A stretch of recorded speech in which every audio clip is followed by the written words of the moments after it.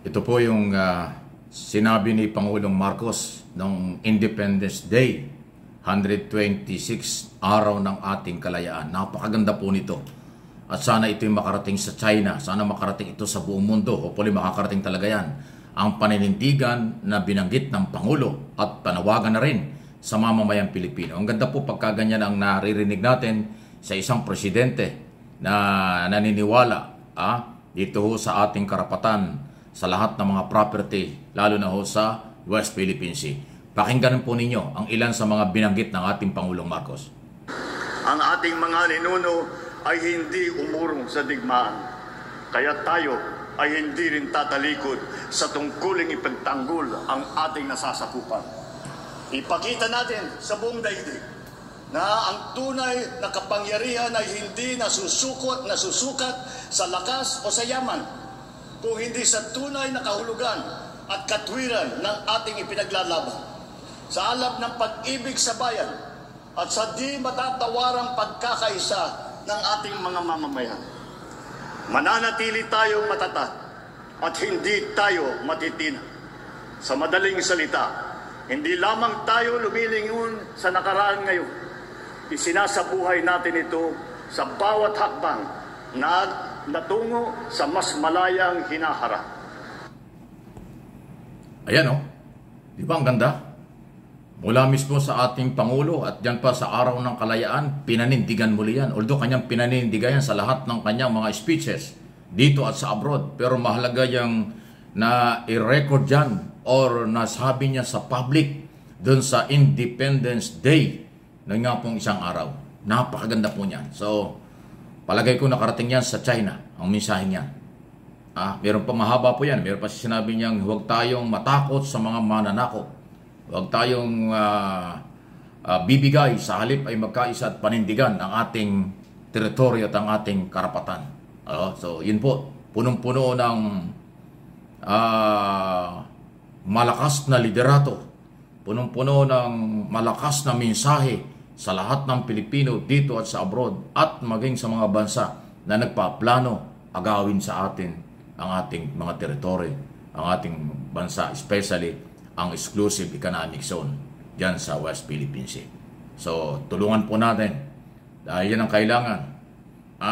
Kung hanggang kailan tatagal ang issue sa West Philippine Sea at sa iba pang mga issue, kung hindi ito matapos bago matapos ang term ni Pangulong Marcos sa susunod na sa pagdating ng 2028, kung saan doon magtatapos ang kanyang term, pumili tayo ng susunod na magiging Pangulong kayang ituloy at paninindigan pa.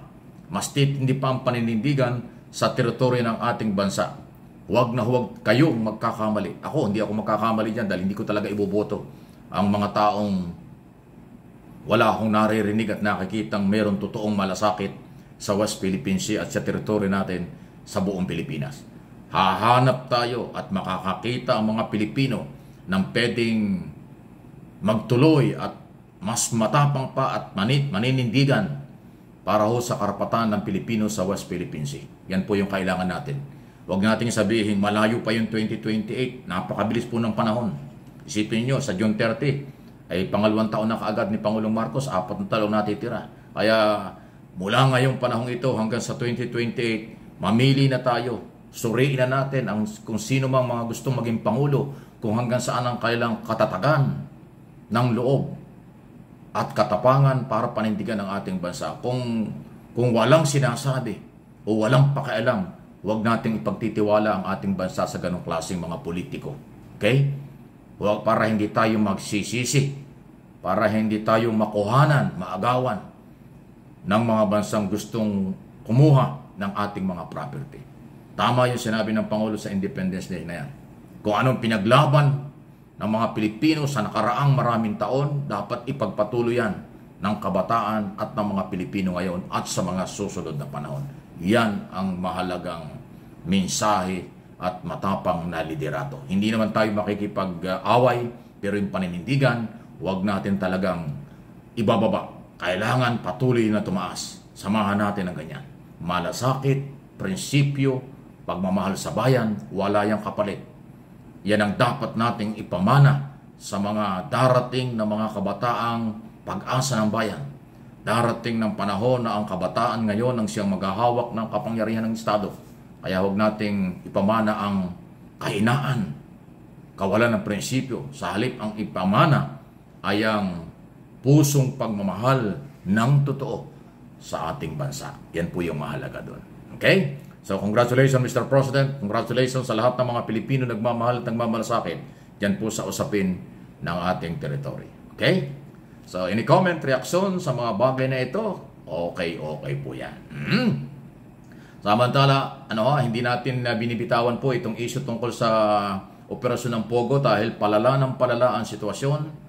Parami ng parami ang problema. Alam ba ninyo na inamin na po ng Presidential Anti-Organized Crime ba yun? Yung PAOK ni retired General Cruz na ang record pala ng lehitimong Pogo operation sa Pilipinas 49 lang. Pero ang mga illegal mahigit na raw 300. Ang tanong, bakit nagkaroon ng illegal? So kayong mga mayor, governor, mga local official sa inyong area of responsibility, bakit nagkaroon ng Pogo operation? Illegal pala yan. O baka kayo kasama sa kumikita dyan. May corruption na naman. Kasi kung 49 lang ang legal under national government, dapat hindi tayo namumblema ngayon sa mga pinapaniwalaang fake Pilipino, fake Chinese national pero nagpapakilalang Pilipino at nagnenegosyo rito ng gambling sugal tulad ng PAGCOR o yung sabihin itong Pogo.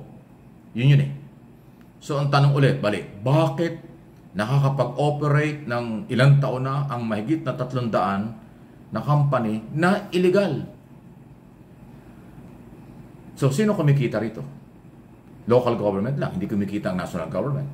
Ang purpose ng operasyon ng Pogo, palakasin yung business tungkol sa operasyon ng PAGCOR. Gambling po yan, legal namang negosyo.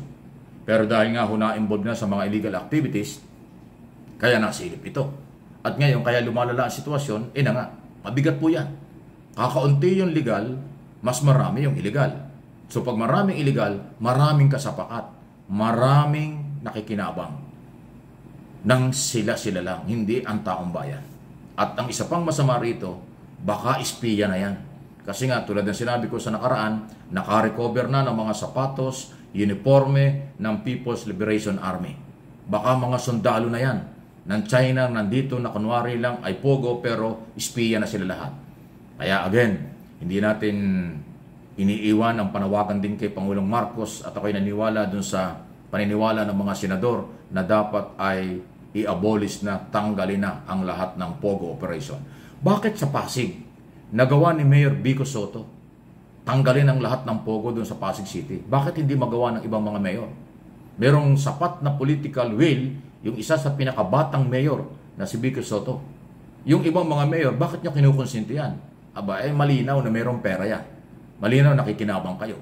Si Soto, pwede rin siyang makinabang sa Pogo, pero hindi siya nakatingin sa pera. Ang gusto niya maging malinis ang kanyang syudad. Ayaw niya ng gambling, ayaw niya ng sugal, ayaw niya ng Pogo. At nagawa yan eh. Kung nagawa ng isang Vico Soto sa Pasig, bakit hindi magawa ng ibang mayor? Kasi kung katulad ni Mayor Soto, yung lahat ng mga local executive, walang illegal. Walang 300 Pogo company na illegal.